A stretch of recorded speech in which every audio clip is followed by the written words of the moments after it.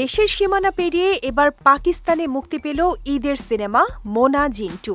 বিষয়টি নিশ্চিত করেছে প্রযোজনা প্রতিষ্ঠান জাজ মাল্টিমিডিয়া। প্রতিষ্ঠানটির পক্ষ থেকে জানা যায়, মোনা জিন্টু সিনেমাটি মাল্টিপ্লেক্স সহ পাকিস্তানের ২৪টি প্রেক্ষাগৃহে মুক্তি পেয়েছে। প্রতিদিন চলবে ৮২টি করে শো।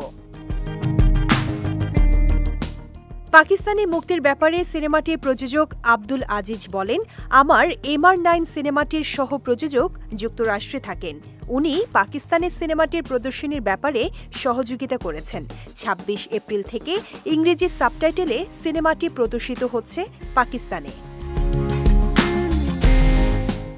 আজিজ আরও বলেন, গত ঈদের আগে সেন্সরের জন্য ওখানে সিনেমাটি পাঠিয়েছিলাম। যাদের মাধ্যমে আমি সিনেমাটি ওখানে পাঠিয়েছি তাদের কাছ থেকে শুনেছি যে পাকিস্তানের সেন্সর বোর্ডের সদস্যরাও সিনেমাটি পছন্দ করেছেন।